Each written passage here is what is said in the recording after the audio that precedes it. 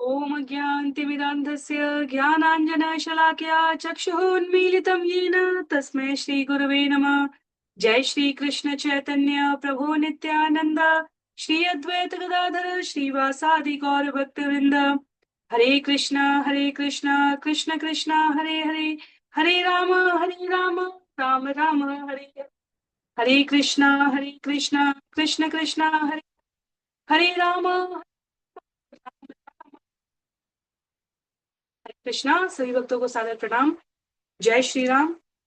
श्री वाल्मीकि रामायण के इन सत्रों में हम सभी बालकांड, जिसमें 77 सर्ग हैं, अध्याय हैं, उसमें अध्याय संख्या 21 आज के सत्र में श्रवण करने जा रहे हैं, जिसका नाम है विश्वामित्र का क्रोध तथा क्रोध शमन। करीब 20 से अधिक श्लोक है इस अध्याय में। जैसा कि सत्र का प्रारूप है, यदि पिछले सत्र की संक्षिप्त पुनरावृत्ति को स्मरण करें तो भगवान राम की याचना की है विश्वामित्र ने महाराज दशरथ से, और महाराज दशरथ ने अनेकानेक तर्क के द्वारा इसे असंगत बता दिया। उन्होंने कहा कि भगवान, सबसे पहले तो उनके पास युद्ध का अनुभव नहीं है, दूसरी बात वो अभी युद्ध करने की आयु के नहीं है, तीसरी बात आप जिन राक्षसों के साथ युद्ध करने की बात कर रहे हैं, वह राक्षस जिस राक्षस अधिपति रावण के संरक्षण में है, उनसे तो देव देवता, देवी देवता, यक्ष, विभिन्न प्रकार के स्वर्ग के पक्षी और सर्प भी नहीं विजयी हो पाए हैं, तो मनुष्यों की क्या बात करते हैं। और यदि वास्तव में करना ही है, यदि आपको लगता है कि आपके तेज से, आपके आयुधों से, आपके प्रभाव से, ओजस्विता से ये सुरक्षित है, तो भगवान वे क्यों। मेरे पास युद्ध का अनुभव है, मेरे पास दक्ष प्रशिक्षित कुशल योद्धा है, मैं चलता हूं साथ में, मैं सम्मुख खड़ा रहूंगा अपनी एक अक्षौहिणी सेना के साथ, कृपया आप मुझे इस सेवा को करने का अवसर दें। पर हर श्लोक में सुंदर छंद के साथ यहाँ प्रस्तुति की है श्री वाल्मीकि जी ने। एक एक छंद के बाद वो कहते हैं, रामम ने तुम अरसी, राम को ले जाने की बात मत कीजिए। तो अब ऐसा सुनने के उपरांत अध्याय जहां समाप्त होता है, वहां हमने जाना महर्षि विश्वामित्र क्रोधित हो गए, और महर्षि विश्वामित्र का क्रोध वास्तव में पूरे तीनों लोगों को हिलाने के लिए पर्याप्त है। जैसे भली भांति विधि पूर्वक घी की आहुति पड़ने से आग धधकती है, वैसे दशरथ जितना बोलते जा रहे हैं, उनके वचनों को सुनकर महर्षि विश्वामित्र का क्रोध धधकने लगा। तो श्लोक अध्याय संख्या 21 में श्लोक संख्या 1 से आरंभ करेंगे। अध्याय संख्या 21 में हम इस क्रोध को होने, उत्पन्न होने और शमन करने, दोनों के बारे में श्रवण करने जा रहे हैं। ततः श्रुत्वा वचनं तस्य स्नेह पर्याकुलाक्षरम् समन्यु कौशिको वाक्यम प्रत्युवाच महिमपतिम। पुत्र स्नेह में पर्याकुल महाराज दशरथ के निर्विचारित वचनों को सुनकर क्रोधित कौशिक ने राजा को इन वाक्यों में उत्तर दिया। तो महर्षि वाल्मीकि कहते हैं कि तुम, मैंने जो कहा उसके परे जाकर बात करते हो। मैंने कहा कि राम परम शक्तिशाली हैं, शूरवीर योद्धा हैं, परम सत्य हैं, महापराक्रमी हैं, और तुम कहते हो कि वो अभी बालक हैं।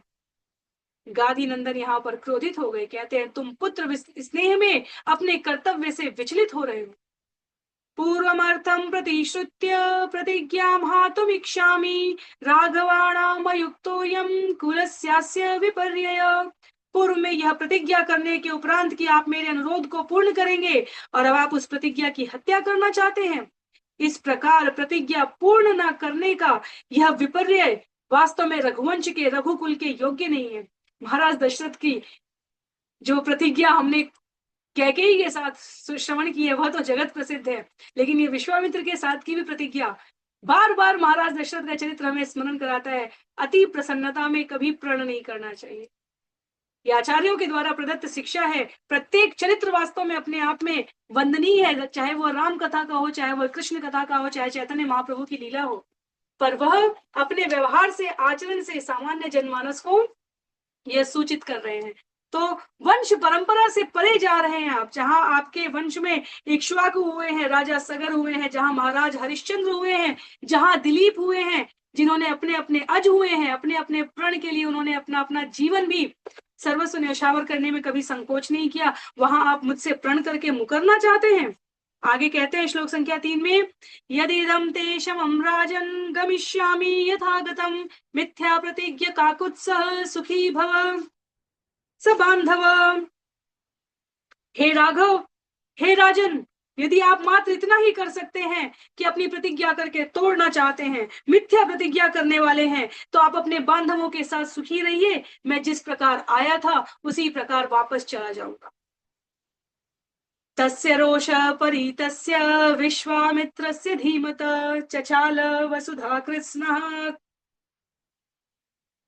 विवेश च भयम सुरान। तो आचार्य कहते हैं यहाँ पर कि जिस प्रकार आया हूं उसी प्रकार चला जाऊंगा की धमकी देने वाले विश्वामित्र क्या वास्तव में कह रहे हैं कि बांधवों के साथ सुखी रहिए? यह तो एक प्रकार का व्यंग है। वो कहते हैं कि आप अपनी इच्छा को पूर्ण, प्रतिज्ञा को पूर्ण नहीं कर सकते। जब विश्वामित्र को इस प्रकार क्रोध ने, रोष ने वशीभूत कर लिया है, चचाल वसुधा कृष्णा, तो यहाँ उल्लेख आता है कि सारी वसुधा, पृथ्वी कांपने लगी, देवताओं में भय प्रवेश कर गया। क्योंकि अतीत में विश्वामित्र ने जब क्रोध किया था तो ब्रह्मांड व्यवस्था को परिवर्तित करने चले थे, और देवतागण चिंतित हो गए कि विश्वामित्र अब क्या करने के लिए जाएंगे। तप के बल से देवता भी अत्यधिक कांपने वाली स्थिति में पहुंच सकते हैं। जब ध्रुव ने 6 महीने की तपस्या की थी, तब उनकी, इसीलिए जब भी धरती पर मनुष्य तपस्या करने चलते हैं, तब जो देवताओं की पदवी पर बैठे हुए, इंद्र के आसन पर बैठे हुए जो व्यक्तित्व है, वह चिंतित हो जाते हैं। वह परीक्षा लेकर या किसी भी प्रकार का विघ्न डालकर उस तप को भंग करना चाहते हैं। जब विश्वामित्र पिछली बार रोषित हुए थे तो उन्होंने क्या कहा, त्रिशंकु ने अनुरोध किया था कि मुझे सशरीर स्वर्ग में जाना है। और जब विश्वामित्र ने, त्रिशंकु को पता था कि विश्वामित्र और वशिष्ठ में इस समय संबंध अच्छे नहीं है, जो मैंने 2 सत्र पहले कहा था, पूर्ववर्ती कथा है, तब वशिष्ठ से कहते हैं त्रिशंकु, तो वशिष्ठ ने कहा, राजन, मनुष्यों के लिए यह संभव नहीं है कि वह सशरीर इस भौतिक जगत की देह के साथ स्वर्ग में प्रवेश कर सके। त्रिशंकु ने कहा, मैं तो सशरीर जाना चाहता हूं। वशिष्ठ ने कहा, मेरे लिए यह संभव नहीं है करना आपके लिए। और त्रिशंकु को पता था कि वशिष्ठ और विश्वामित्र में इस समय अनबन चल रही है, तो विश्वामित्र के पास जाके उनकी प्रशंसा करते हैं, अपने आचरण से उन्हें प्रसन्न करते हैं, और फिर उनसे ये अनुरोध करते हैं। और विश्वामित्र कहते हैं, अच्छा, वशिष्ठ ने मना किया है तो मैं निश्चित प्रयास करूंगा। तो आचार्य इस प्रकार से इस विषय को बताते हैं।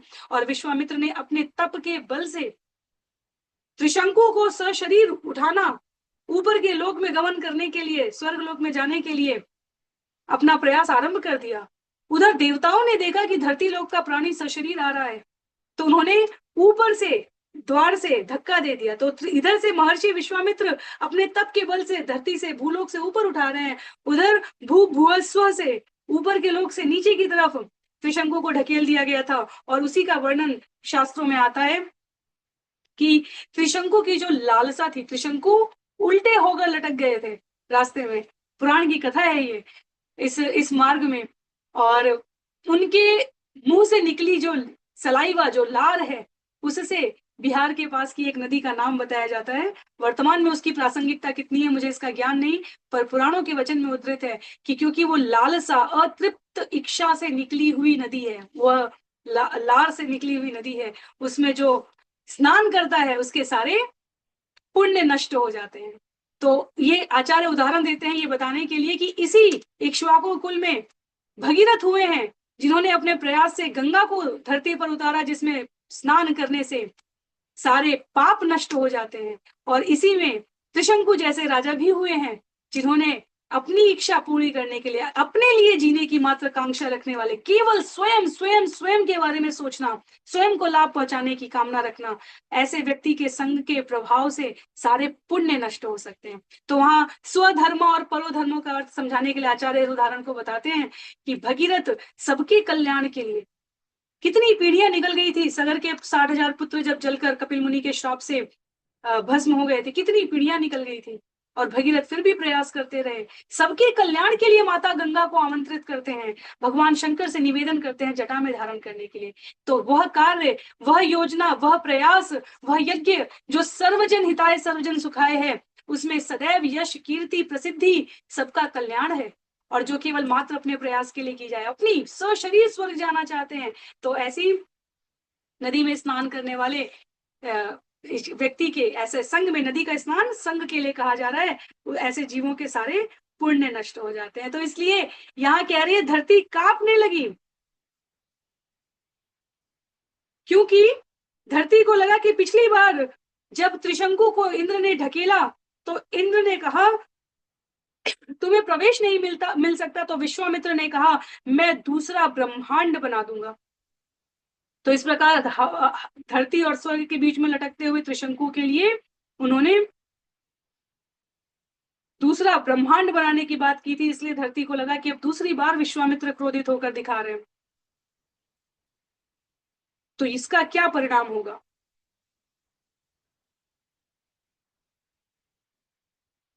मुझे अभी उस नदी का नाम स्मरण नहीं हो पा रहा है, तो मैं सूचित करने का प्रयास करूंगी कमेंट में। आगे कहते हैं त्रस्त रूपम तो विज्ञाय जगत सर्वम महारिपि नृपतिम सुव्रतो धीरो वशिष्ठो वाक्यम अब्रवीत। अब वशिष्ठ मुनि यहाँ पर हस्तक्षेप करते हैं। वशिष्ठ सुव्रती तथा धीमान धीर महान ऋषि थे। संपूर्ण जगत को अतिशय त्रस्त जानकर वह राजा से इस प्रकार वचन बोले। क्या बोले?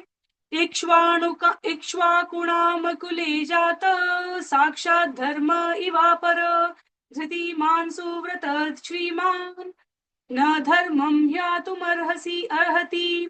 आप इक्ष्वाकु वंशी हैं, महाराज इक्ष्वाकु के कुल में जन्मे हैं। आप साक्षात धर्म के द्वितीय रूप सदृश हैं महाराज दशरथ। आप सहिष्णु हैं, समृद्ध हैं, सुव्रती हैं। आपको धर्म का विरोध नहीं करना चाहिए, अर्थात यदि आपने प्रण किया है तो आपको हर प्रकार से इसे पूरा करने का प्रयास करना चाहिए। त्रिषु लोकेषु विख्यातो धर्मात्मा इति राघव स्वधर्मम प्रतिपद्यस्व नाधर्मम वोढुमर्हसि। राघव तीनों लोक में धर्मात्मा के रूप में विख्यात हैं।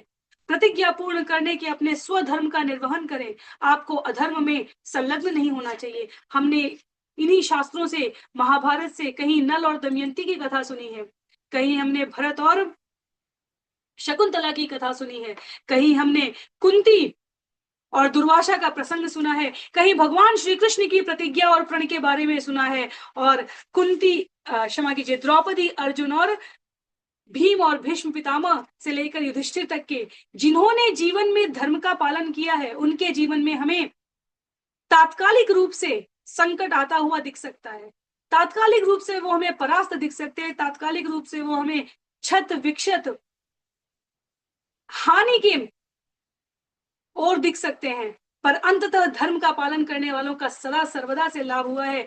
शास्त्र पुराण उपनिषद भरे हुए इन उदाहरणों से वशिष्ठ कहते हैं पुत्र मोह में इस प्रकार प्रतिज्ञा का त्याग करना उचित नहीं है।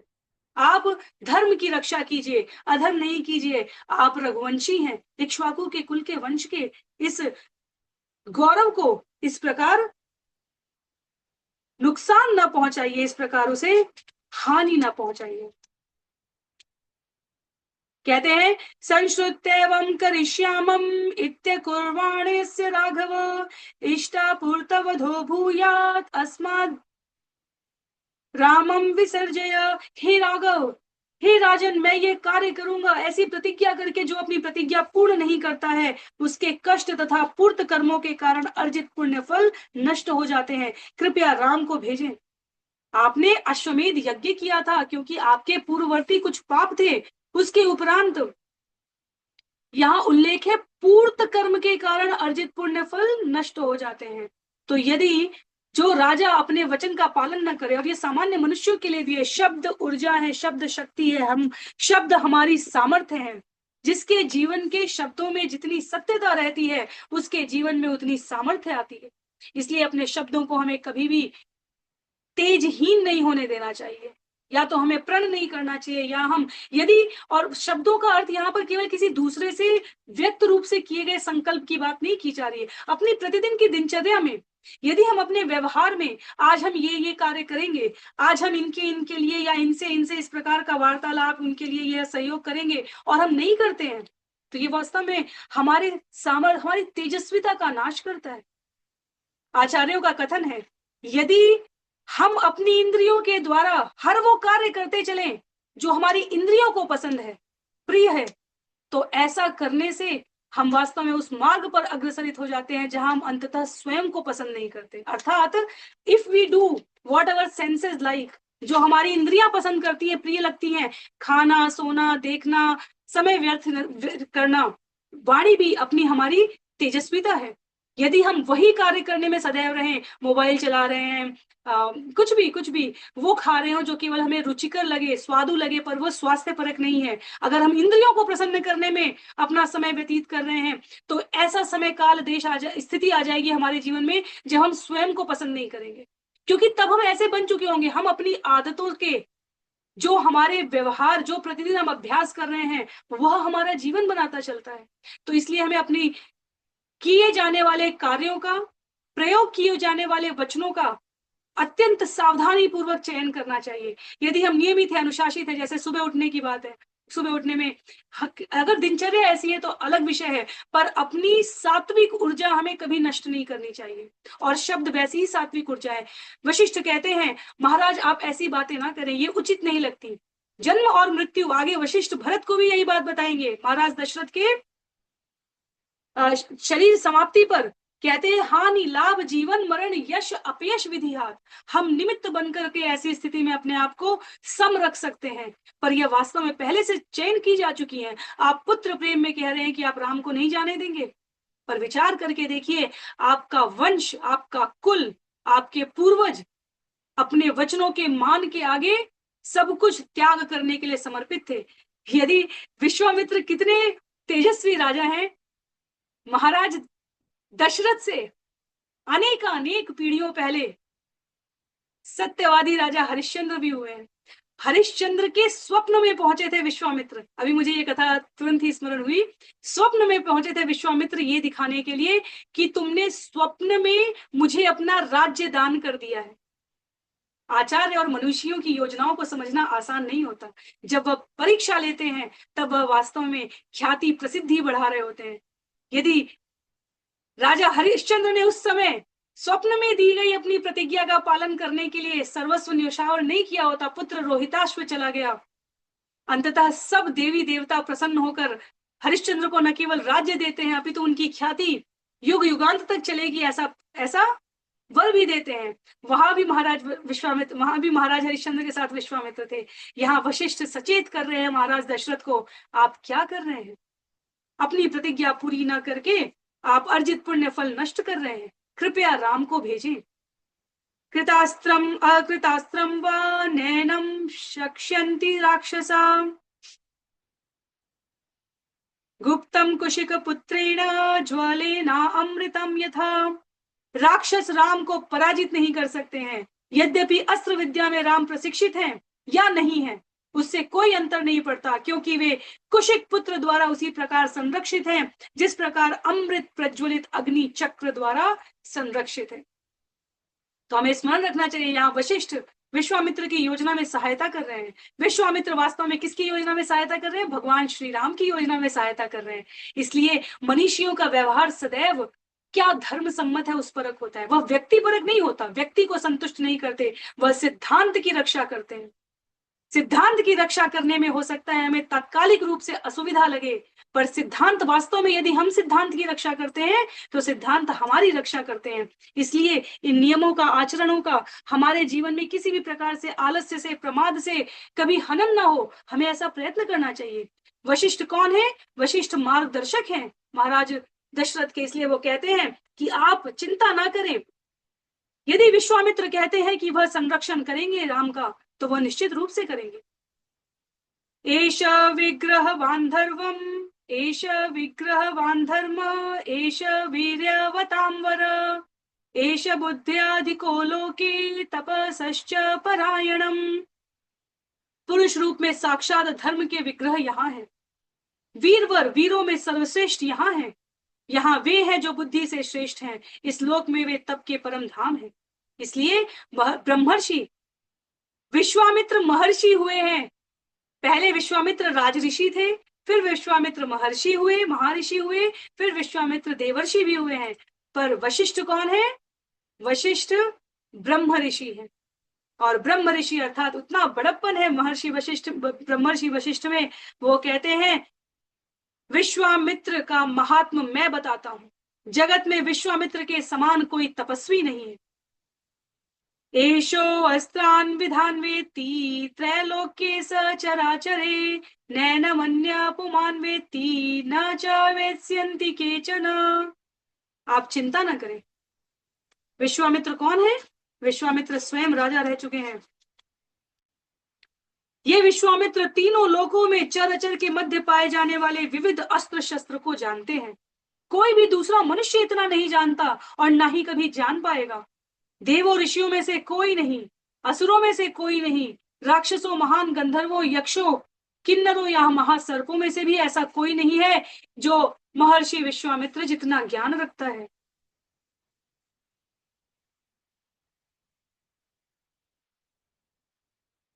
क्षमा कीजिए, मैंने एक श्लोक का यहाँ वाचन नहीं किया।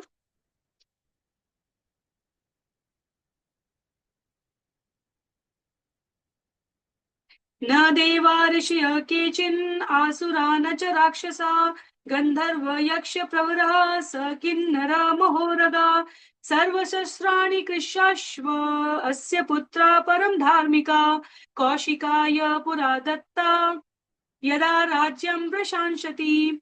समस्त अस्त्रों के सभी अधिष्ठाता देवता प्रजापति कृशाश्व के पुत्र हैं। वे परम धार्मिक हैं। जब विश्वामित्र राज्य प्रशासन करते थे तब उन्हें ये दिया गया था। तो इसलिए कहा जा रहा है कि ये जो सभी अस्त्र शस्त्र हैं, इनके अधिष्ठाता इन सभी को जानने वाले हैं। ऋषि वशिष्ठ कह रहे हैं कि महर्षि विश्वामित्र वो है। प्रशासन करने के समय उन्हें ये प्रदान किए गए थे।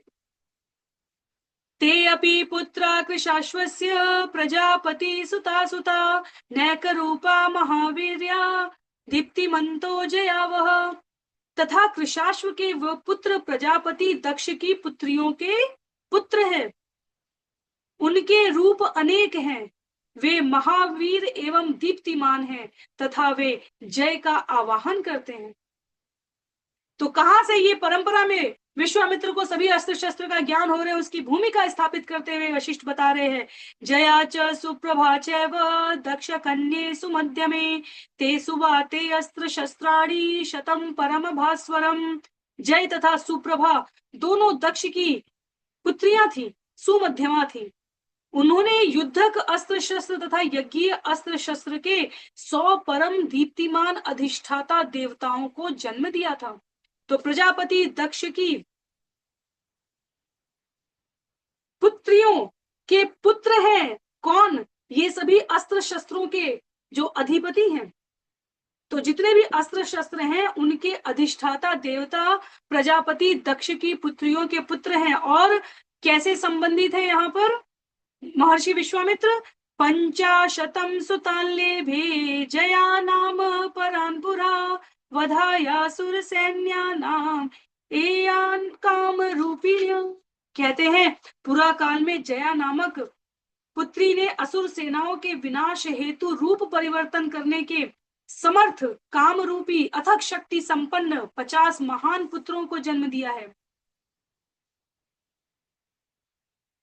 सुप्रभा जन यच्चापि सुतान पंचाशतम पुनः संघारान नाम दुर्धर्षान दुराक्रामान बलीयस। और सुप्रभा ने 50 पुत्रों को जन्म दिया जिनका नाम संघार यथोचित था।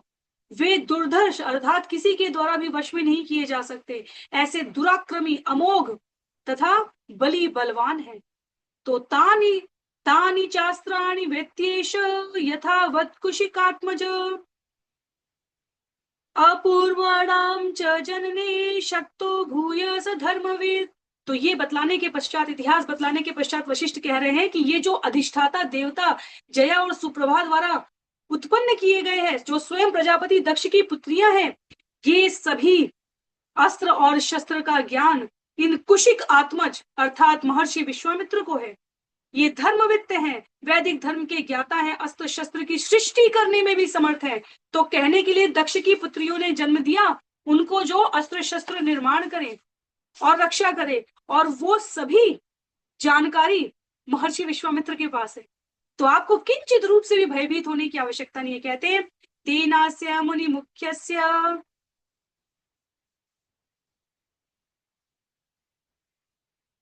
सर्वज्ञस्य महात्मना न किंचिदप्य विदितम भूतम भव्यम च राघव।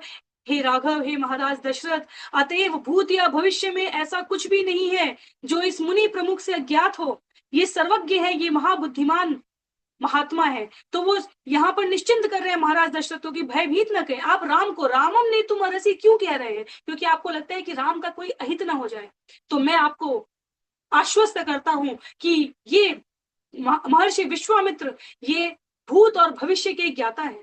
यदि कुछ अमंगलकारी होना होगा तो वो राम को अपने संग ले भी नहीं जाएंगे। और यदि वो अनुरोध कर रहे हैं तो उनके ऐश्वर्य को, उनकी कीर्ति को, उनके पराक्रम को समझते हुए आप मना भी ना करें।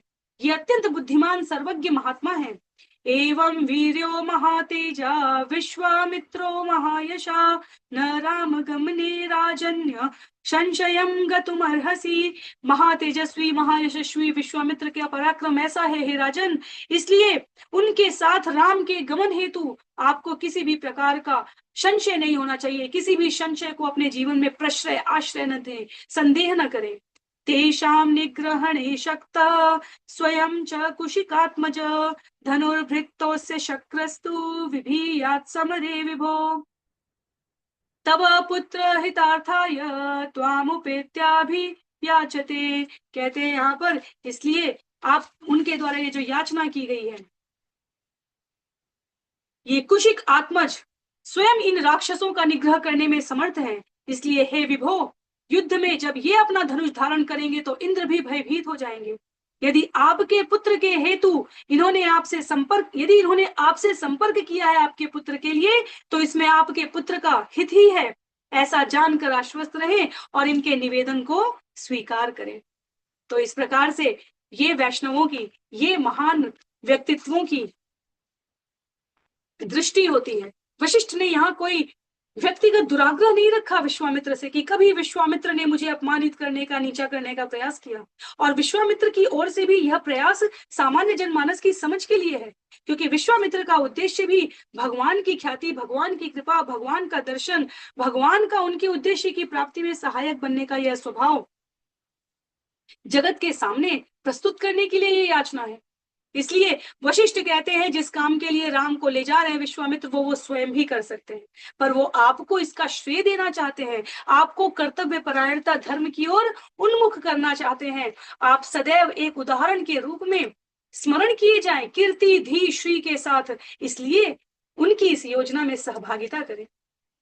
अब विश्वामित्र क्रोधित भी हो गए, विश्वामित्र का क्रोध समन भी करने का प्रयास हो रहा है, और अब महाराज दशरथ के पास बहुत अधिक कुछ बचा नहीं है कहने के लिए। इसलिए क्या कहा गया यहाँ पर, इति मुनि वचनात् प्रसन्न चित्तो रघु वृषभश्च मुमोद भास्वरांग गमन्नम अभिरुरोच राघवस्य प्रथित यशा कुशिकात्मजाय बुद्ध्या।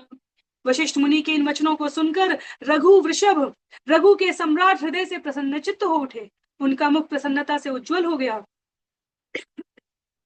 तथा वे मुदित हो गए। प्रतिष्ठित स्थापित यश के स्वामी दशरथ ने विचार करके कुशिक